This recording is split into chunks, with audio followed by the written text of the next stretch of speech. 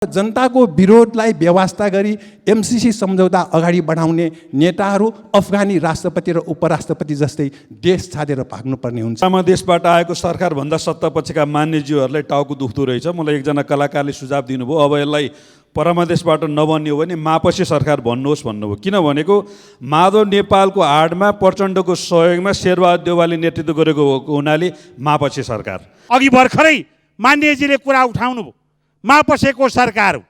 तपाईहरुसँग माधवजी हुँदा ठिक, तपाईहरुसँग प्रचण्डजी हुँदा ठिक। प्रचण्ड र माधवले लोकतान्त्रिक अभ्यास गर्दा तपाईहरुलाई बेठिक, लोकतान्त्रिक अभ्यास गर्दा तपाईहरुलाई बेठिक भयो, सह्य भएन।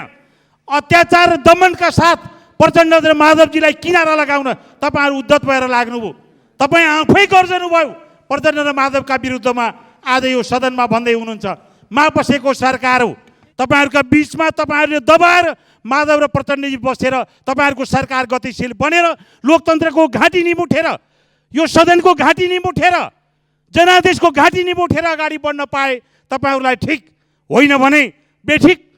अध्यादेश मार्फत नेकपा एमाले विभाजन गर्ने अध्यादेश आज ल्याउँदैछ भन्ने मैले सुने। 1.5 महिनासम्म हिजो संसदीय व्यवस्थालाई चुनौती दिने र केपी ओली सरकारलाई गाली गर्ने सरकारले आज यो निर्णय गर्यो भने यो संसदीय इतिहासमा कालो निर्णय हुनेछ। तपाईहरुले अध्यादेश ल्याउँदा ठिक हुने कांग्रेसको सरकार, यो गठबन्धनको सरकारले अध्यादेश ल्याउँदा बेठिक हुने हुन्छ। हिजो तपाई बेठिक किन भन्नु भएन? अध्यादेश बोकेर तपाईहरु किन हिँड्नु भयो?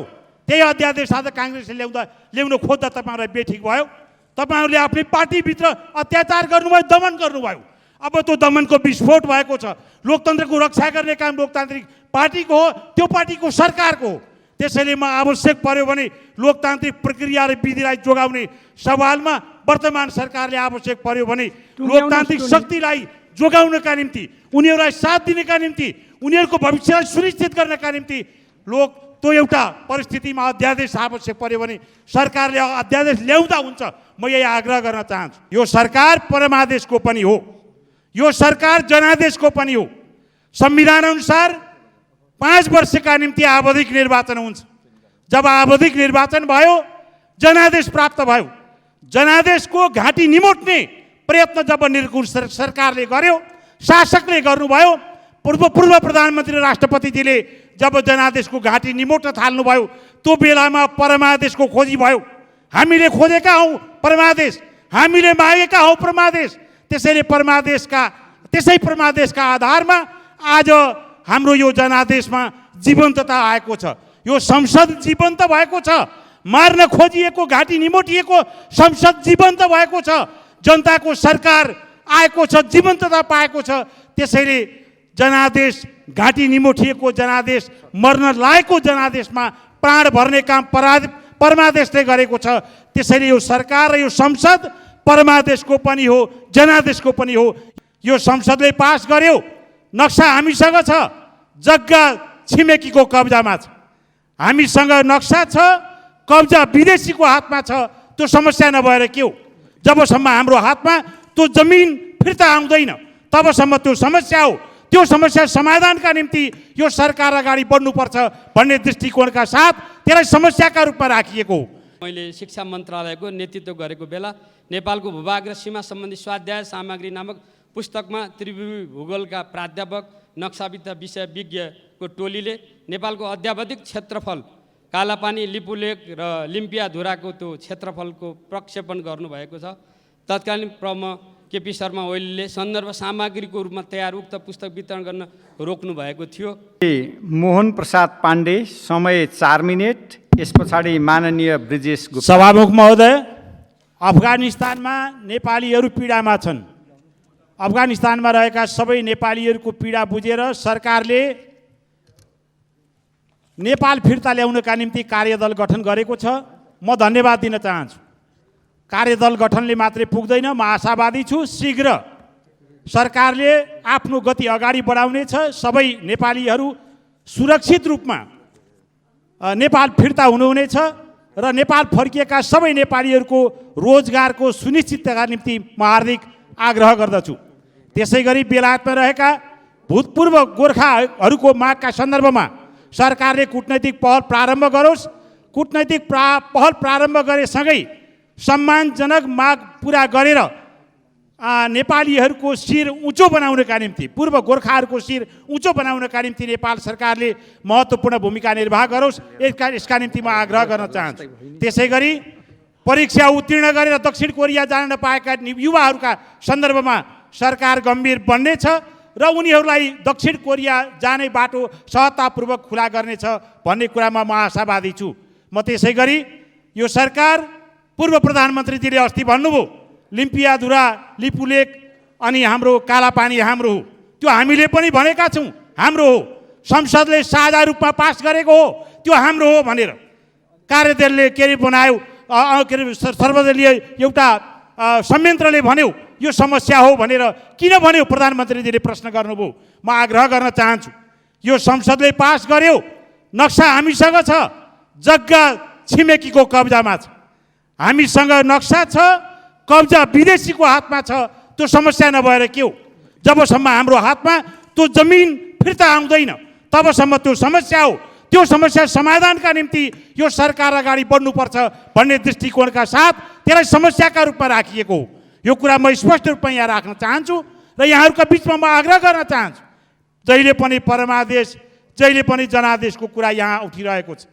हो, यो सरकार परमादेशको पनि हो, यो सरकार जनादेशको पनि हो। संविधान अनुसार 5 वर्षका निम्ति आवधिक निर्वाचन हुन्छ। जब आवधिक निर्वाचन भयो, जनादेश प्राप्त भयो, जनादेशको घाँटी निमोट्ने प्रयत्न जब निर्गुण सरकारले गर्यो, शासकले गर्नुभयो, पूर्व प्रधानमन्त्री राष्ट्रपतिजीले जब जनादेशको घाँटी निमोट्न थाल्नुभयो, त्यो बेलामा परमादेशको खोजी भयो। हामीले खोजेका हौँ परमादेश, हामीले मागेका हौँ परमादेश। त्यसै परमादेशका आधारमा आज हाम्रो यो जनादेशमा जीवन्तता आएको छ, यो संसद जीवन्त भएको छ, मार्न खोजिएको घाँटी निमोटिएको संसद जीवन्त भएको छ, जनताको सरकार आएको छ, जीवन्तता पाएको छ। त्यसैले जनादेश, घाँटी निमोटिएको जनादेश, मर्न लागेको जनादेशमा प्राण भर्ने काम परमादेशले गरेको छ। त्यसैले यो सरकार र यो संसद परमादेशको पनि हो, जनादेशको पनि हो। यसमा मलाई गर्व छ। म यहाँहरूको बिचमा अरू लामो कुरा गर्न चाहन्न। अघि भर्खरै मान्यजीले कुरा उठाउनुभयो, मापसेको सरकार हो, तपाईँहरूसँग माधवजी हुँदा ठिक, तपाईँहरूसँग प्रचण्डजी हुँदा ठिक।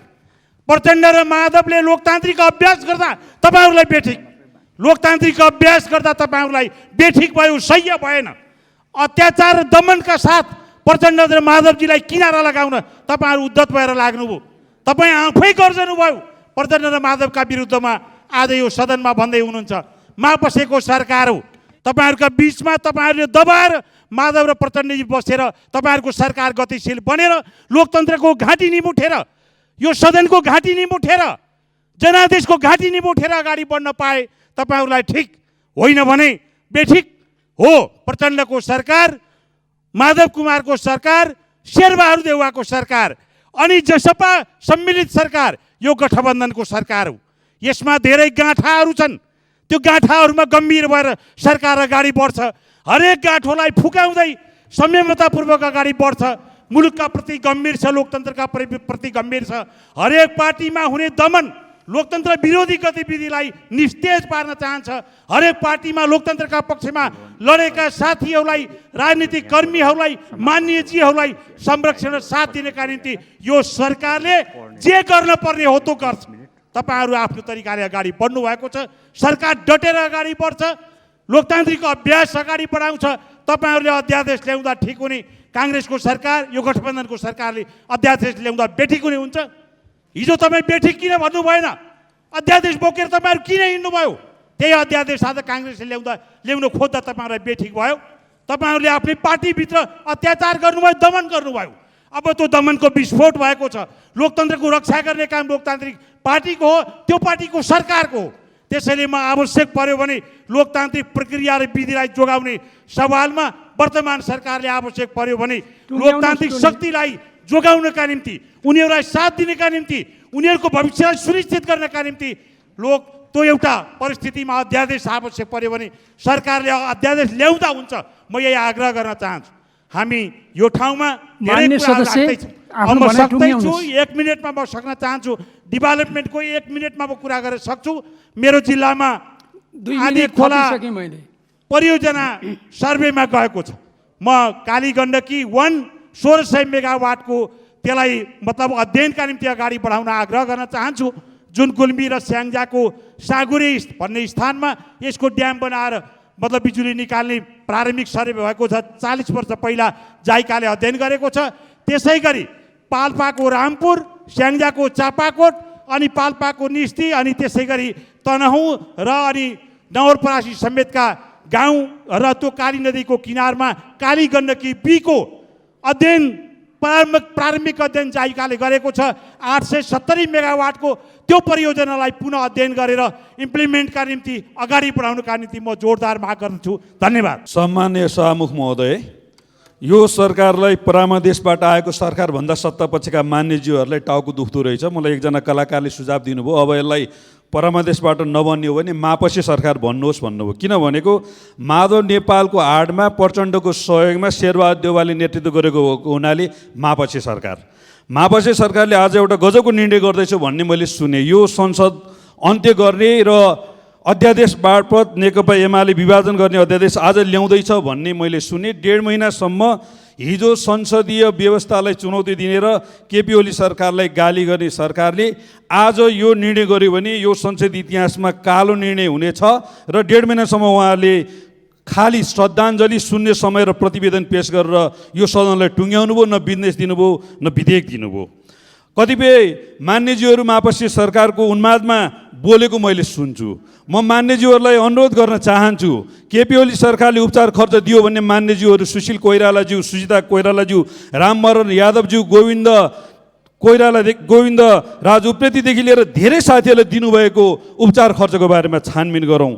वीरस्थलको इक्विपमेन्ट खरिद प्रकरणदेखि लिएर धरानको भिसी प्रकरणदेखिका विषय छानबिन गरौँ। यो विषय म जानकारी गराउन चाहन्छु।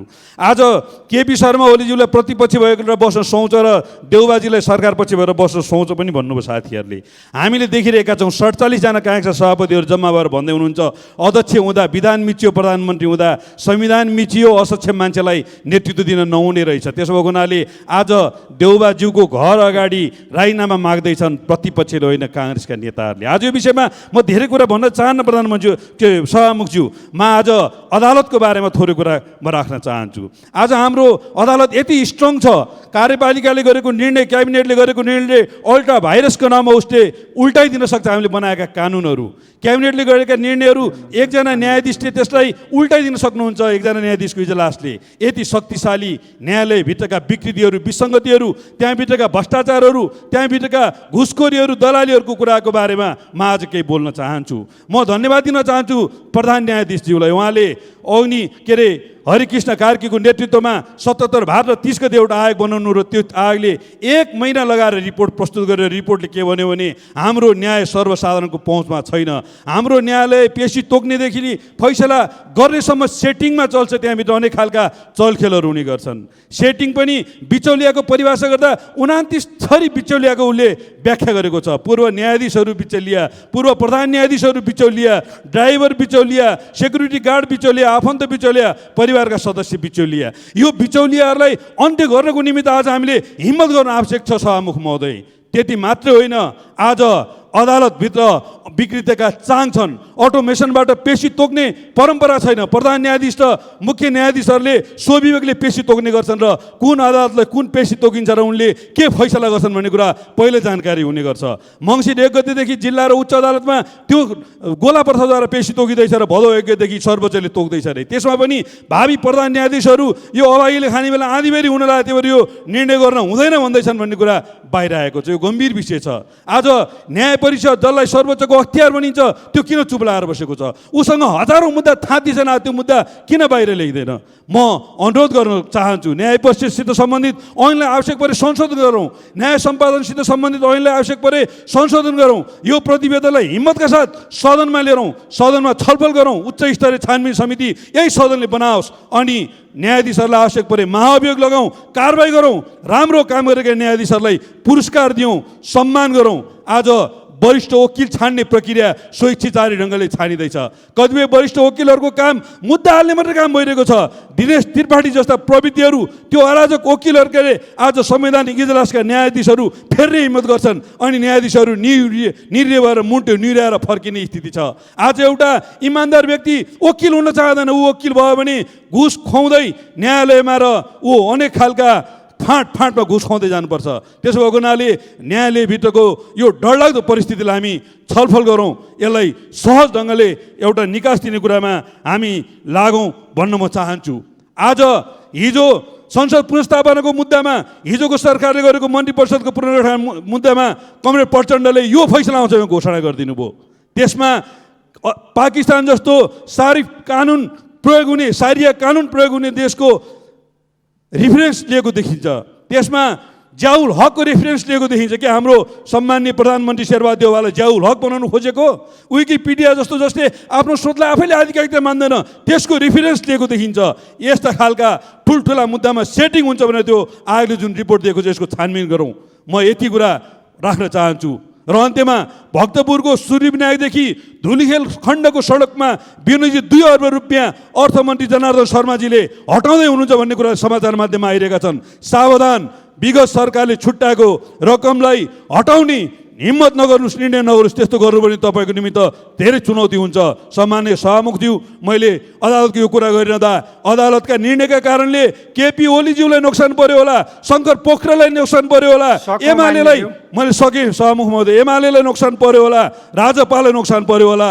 यहाँ बुढो मर्यो भन्दा पनि काल पल्क्यो भन्ने कुरा हो। अदालतका यही विकृति विसङ्गति र यो अराजकतालाई हामीले अन्त्य नगर्ने हो भने सबै पार्टीले यसको असर गर्न सक्छ। यो तर्फ हामी सबैको ध्यान जान आवश्यक छ। हस्त धन्यवाद सभामुख महोदय। श्री प्रेम सुवाल, समय 3 मिनेट। सभामुख महोदय, 3 महिनामा 35 दिन काठमाडौँको फोहोर सडकमै रहेको छ। अझै 15 दिन घरमै फोहोर राख्न भनिएको छ।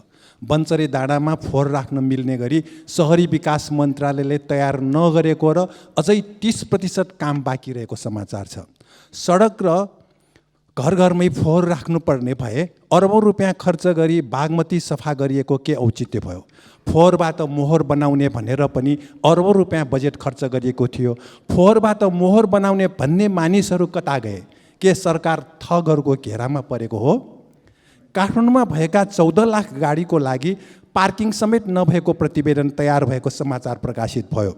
जिल्ला स्तर र प्रादेशिक सहरको निर्माण नगरिएसम्म काठमाडौँ उपत्यकामा फोहोर मैला व्यवस्थापन, धुवाँ धुलोको प्रदूषण, खानेपानीको समस्या, महँगी, कालोबजारी, मिसावट, अपराधको समस्या बढ्नेछ।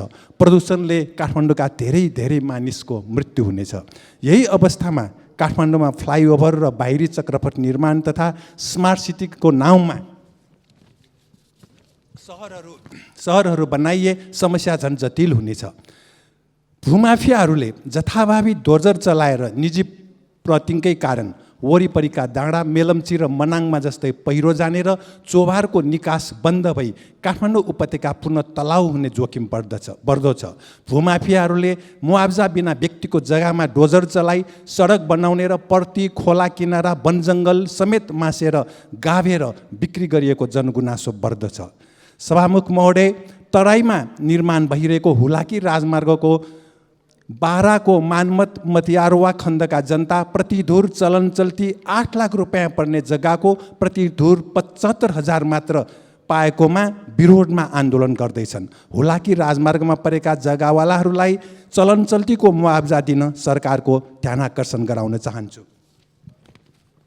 नेपालमा एकातिर रजिस्टर लेखा परीक्षकको अनुमति पत्र रोकिएको छ भने चार्टर एकाउन्टेन्टहरूको सङ्ख्या पनि कम छ। नेपालमा 12-13 लाख कम्पनी र संस्थानहरूको लेखा परीक्षण गर्न 200-300 एकाउन्टेन्ट र 3-4 हजार रजिस्टर लेखा परीक्षकबाट सम्भव नभएको हुँदा यस अगाडि चाहिँ निश्चित मापदण्ड पुरा गरेकाहरूलाई रजिस्टर लेखा परीक्षकको अनुमति प्रदान गर्ने व्यवस्थाको लागि सरकारको ध्यान आकर्षण गराउन चाहन्छु। सभामुख महोदय, भारतीय एसएसबीले तुइन काटिदिँदा महाकाली नदीमा बेपत्ता भएका जयसिंह धामीको खोजीमा ड्रोन प्रयोग गर्न भारत सरकारले सहमति नदिएको बारे नेपाल सरकार के गर्दैछ? एक मित्रले नेपालसँग माफी माग्छ, परिवारलाई समवेदना प्रकट गर्छ, क्षतिपूर्ति दिन्छ, आउँदा दिनमा तुइन चुतालेर वा फुकालेर नेपालीलाई नमार्ने कबुल गर्छ। तिब्बतमा उपद्रव हुँदा दुवैतिरबाट गोली हानहान हुँदा एक नेपालीको मृत्यु भयो। त्यसबेला चिनिया प्रधानमन्त्री चाइ ओन लाईले माफी मागेर क्षतिपूर्ति दिनुभएको थियो। सरकारले नेपालको भारतीय राजदूतलाई बोलाएर यथार्थ जानकारी लिनु जरुरी छ। सभामुख महोदय, अफगानिस्तानमा कुन कुन म्यान पावरले नेपालीलाई वैध अवैध रूपमा त्यहाँ पुर्याए र ती म्यान पावर कम्पनी सरकारमा गएका कुन कुन पार्टीका नेता नजिकका हुन्, यो सदनलाई जानकारी हुन आवश्यक छ। हस्, सकियो सभामुख महोदय। अफगानिस्तानमा यो 20 वर्षमा 2,41,000 को मृत्यु, यसमध्ये 48,314 अफगान सैनिक, 84,191 तालिबान लडाकु, 71,344 सर्वसाधारण, 2,442 अमेरिकी सैनिकको मृत्यु भयो। अमेरिकी खर्च $14 मिलियन, यो नेपालको 10 वर्षको बजेट बराबर भनिएको छ। नाटोको खर्च समेत $2.26 मिलियन त्यहाँ खर्च भएको रहेछ। एमसिसी हिन्द प्रशान्त क्षेत्रमा अमेरिकी सैन्य गठबन्धन हो। नेपाली जनताको विरोध यसैमा भयो। जनताको विरोधलाई व्यवस्था गरी एमसिसी सम्झौता अगाडि बढाउने नेताहरू अफगानी राष्ट्रपति र उपराष्ट्रपति जस्तै देश छाडेर भाग्नुपर्ने हुन्छ। धन्यवाद। समय 4 मिनेट। यस पछाडि माननीय श्री रुहीनाज।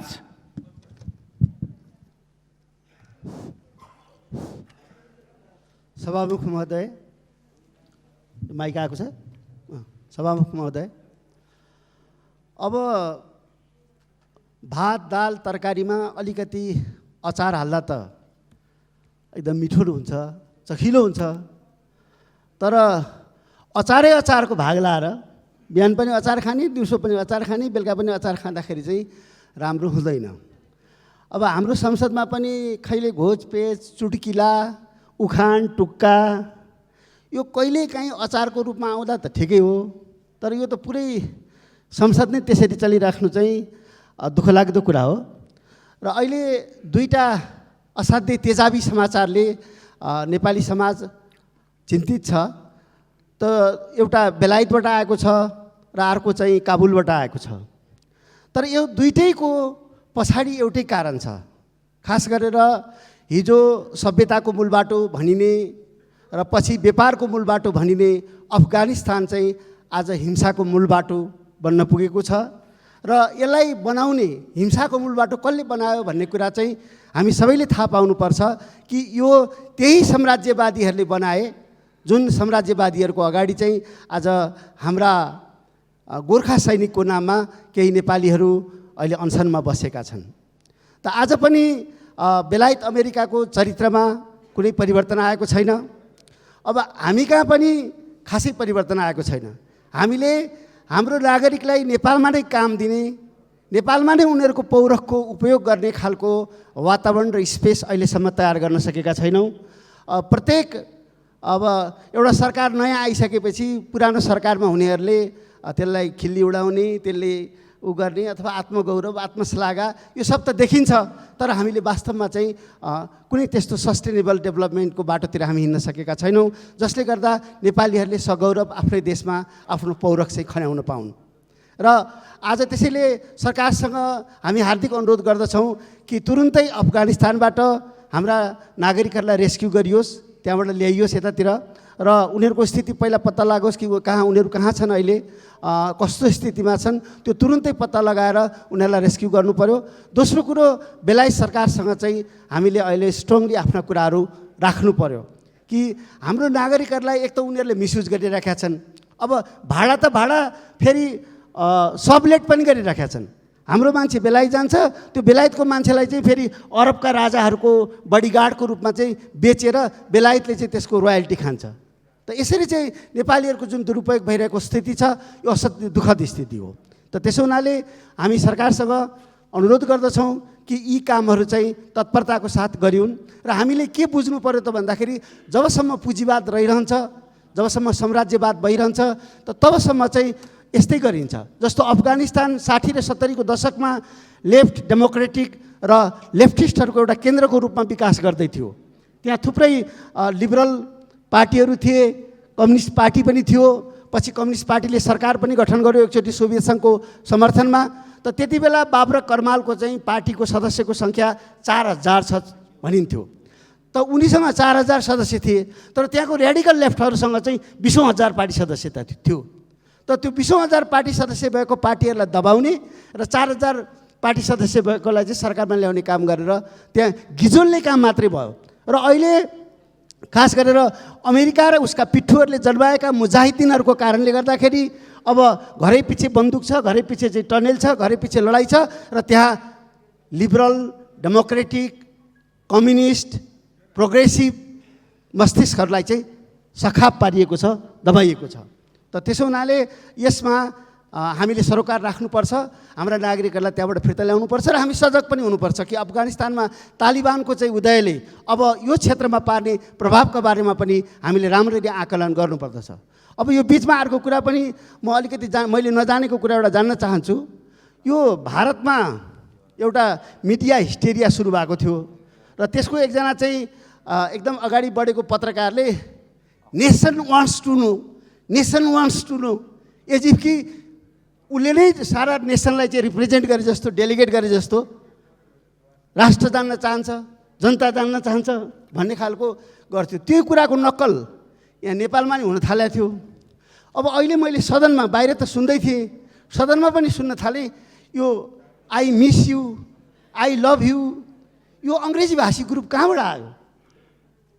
नेपालमा को चाहिँ यस्तो सम्भ्रान्त जो चाहिँ अङ्ग्रेजीमा सदस्य समयलाई अलिकति ध्यान दिउँ। त्यसो होइन, नेपाली जनताको कुन भाग हो, म सक्दैछु सभामुखज्यू, नेपाली जनताको कुन हिस्सा हो जो यो अङ्ग्रेजीमा यस्तो कुरा गर्छ? कहाँबाट आयो यस्तो जमात? नेपालमा त हामीले सुनेका थियौँ तराईतिर थारू, मैथिली, मागी, तमाङ, नेवार, गुरुङ त बोलेको सुनेका थियौँ। यो एउटा अङ्ग्रेजी बोल्ने नयाँ जमात आएछ। I miss you, I love you, I कोनिके यु। त म पहिला अङ्ग्रेजी पनि पढाउँथेँ, त्यसले मलाई बडो यो जान्न उत्सुक भएको छु म। एनिवे सभामुखज्यूले यो समय दिनुभयो, धन्यवाद। माननीय श्री गिरिराजमणि पोखरेल, समय 6 मिनेट। सम्मान्य सभामुख महोदय, हिजो मात्रै हाम्रो पार्टी नेकपा माओवादी केन्द्रको केन्द्रीय समितिको बैठक सम्पन्न भएको छ। बैठकले समसामयिक महत्त्वपूर्ण प्रस्तावहरू, अफगानिस्तानमा भएका नेपालीहरूको रक्षाको प्रश्न, यो कोभिड र बाढी पहिरोले पारेको विपदको सन्दर्भमा सरकारले ध्यान दिनुपर्ने विषय, त्यस्तै लन्डनमा अहिले आन्दोलनरत त्यहाँका बेलायती सेनामा कार्यरत नेपालीहरूको जीवन रक्षाको प्रश्न र नेपाली नागरिक दार्चुलाका जयसिंह धामीको बेपत्ता सम्बन्धी सवालमा समसामयिक प्रस्तावहरू चाहिँ सार्वजनिक गरेको छ। सरकारलाई यी प्रस्तावहरूमाथि ध्यान दिन, कार्यान्वयन गर्न आग्रह गर्छु। सभामुख महोदय, अफगानिस्तानमा पछिल्ला घटनाबारे यो सदनमा पनि विषयले प्रवेश गरिसकेको छ। सम्मान्य सभामुखले अहिले वास्तवमा रुलिङ गर्नुभएको छ, धन्यवाद दिन चाहन्छु। अफगानिस्तानको त्यहाँको द्वन्द्वको असहज परिस्थितिमा नेपालीहरूको जीवन रक्षा गर्न र फिर्ता गराउन सरकारले एकदम तीव्रतापूर्वक पाइलाहरू चाल्नुपर्छ, म आग्रह गर्न चाहन्छु। केही दिनदेखि लन्डनमा बेलायती सेनामा कार्यरत तथा सेवानिवृत्त नेपालीहरूले आफूमाथि भएको भेदभाव, असमानता र उत्पीडन विरुद्ध 10 दिनदेखि आमरण अनसन गरिरहेका छन्। यो समस्याको पूर्ण समाधान नभएकैले गोर्खा भर्तीमा कार्यरत पीडित नेपालीहरूले पटक पटक सङ्घर्ष गरिरहनु परेको छ। नेपाली भएकै कारणले यस प्रकारको शोषण उत्पीडन परेका नेपालीको हित गर्न नेपाल सरकारले यथाशीघ्र बेलायती सरकारसँग वार्ता गर्न र नेपालीहरूको जीवन रक्षा गर्न आग्रह गर्दछौँ। सभामुख महोदय, नेपाल भारत बीच सुगौली सन्धि भएको 204 वर्षपछि बल्ल बल्ल नेपाल सरकारले आफ्नो भूभागको नक्साङ्कन काम सम्पन्न गरी गत वर्ष 77 जेठ 7 गते वर्तमान नेपालको नक्सा अद्यावधिक गरी प्रकाशित गर्यो। त्यसलाई संसदबाट अनुमोदन गरी संविधान समेत संशोधन गरी निशाना छापमा समेत अद्यावधिक नक्सा समावेश गरेको सर्वविदितै छ। त्यतिखेर नेपालको क्षेत्रफल भने अद्यावधिक गरिएन। अहिले विद्यार्थीहरूले नेपालको क्षेत्रफल कति हो भनेर प्रश्न गर्दा शिक्षकहरू नाजवाब छन्। पहिलेको क्षेत्रफल भनौँ, नक्सा अद्यावधिक भएर चुचे थपिएको नक्सा आइसकेको छ। नयाँ भनौँ सरकारले घोषणा गरेको छैन। नयाँ सरकारले आफ्नो न्यूनतम साझा कार्यक्रममा समेत लिम्पियाधुरा, लिपुलेक र कालापानीको विषय समावेश गरेको पृष्ठभूमिमा कूटनैतिक वार्ता र सीमाङ्कन गर्नका लागि पनि आफ्नो क्षेत्रफल सुनिश्चित गर्न जरुरी छ। सरकारले यसलाई उच्च प्राथमिकता राख्नेछ भन्ने विश्वास लिएको छु। सभामुख महोदय, मैले शिक्षा मन्त्रालयको नेतृत्व गरेको बेला नेपालको भूभाग र सीमा सम्बन्धी स्वाध्याय सामग्री नामक पुस्तकमा त्रिभुवी भूगोलका प्राध्यापक नक्साविद्या विषय विज्ञको टोलीले नेपालको अध्यावधिक क्षेत्रफल कालापानी, लिपुलेक र लिम्पियाधुराको त्यो क्षेत्रफलको प्रक्षेपण गर्नुभएको छ। तत्कालीन प्रमुख केपी शर्मा ओलीले सन्दर्भ सामग्रीको रूपमा तयार उक्त पुस्तक वितरण गर्न रोक्नु भएको थियो। पुस्तकमा क्षेत्रफल निकाल्दा एस्टर, डेम, नासा, युएसको स्रोत लिएर WGS 1984 world marketer projected coordinate system प्रयोग गरी प्रक्षेपण गर्दा 460.28 वर्ग किलोमिटर थप हुन आएको विज्ञहरू बताउँदछन्। सभामुख महोदय, नेपालको आफ्नै नापी विभाग र नापीका प्राविधिकहरू छन्। सरकारले नापी विभागलाई परिचालन गरेर तत्काल अध्यावधिक गरिएको नक्साले ओगटेको क्षेत्रफल सार्वजनिक गरोस् भनी आग्रह गर्छु।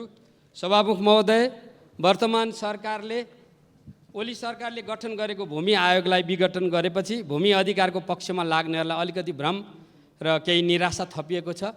यसलाई चिर्न सरकारको ध्यान आकर्षित गर्न चाहन्छु। एक, नेपाली जनताले सङ्कुचित खालको भूमि आयोग होइन, समाजवाद उन्मुख लोकतान्त्रिक भूमि आयोगको अपेक्षा गरेका छन्। पहिलेको भूमि आयोगलाई दिएको कार्यक्षेत्र र भूमिका साँगुरो थियो। दोस्रो, त्यो आयोगले संविधानको धारा 51 को ङ र चलाई सम्पूर्णतामा आत्मसात गरेको थिएन। 3, समेट्नुपर्ने अन्य पक्ष पनि छन्। काठमाडौँ उपत्यकाभित्र ललितपुर र भक्तपुरका बेनिस्सा र सोबासीको काम त्यो आयोगलाई दिएको थिएन। 2016 सालको बिर्ता उन्मूलनले ल्याएका अधुरा समस्या अझै नुवाकोट र रसुवामा देख्न पाइन्छ, त्यसलाई पनि जिम्मा दिएको थिएन। 2021 सालको भूमि सुधारले सम्बोधन नगरेका पीडितहरूका पीडा बर्गेल्ती पाइन्छन्। मोही किसानका कानुनी र व्यावहारिक समस्या अझै बाँकी छन्। विगतमा सुकुम्बासीको नाममा गठन भएका आयोगले गरेका बदनियतपूर्ण कार्यको अध्ययन र खोज गर्ने अधिकार पहिलेको आयोगलाई थिएन। सार्वजनिक, सरकारी र गुठी सम्बन्धी जग्गाहरूको यसअघि गठन गरिएका छानबिन समितिले दिएका प्रतिवेदनहरू कार्यान्वयन गर्दै व्यक्तिको स्वामित्वमा जाने प्रक्रियालाई पनि रोक्न आवश्यक थियो।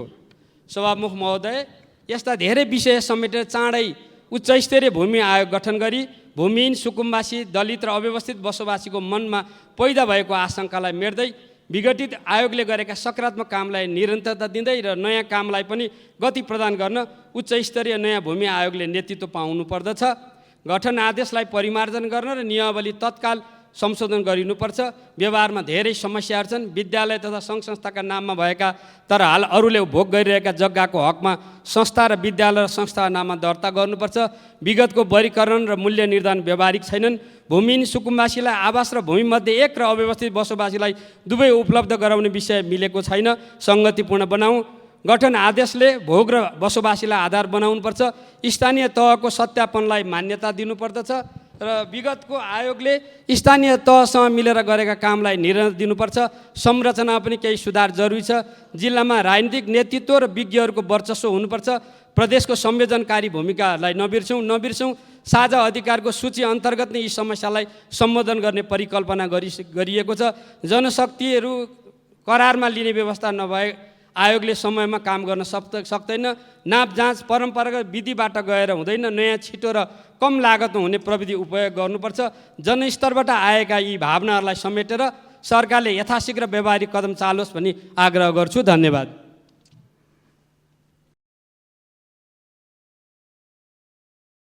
जनता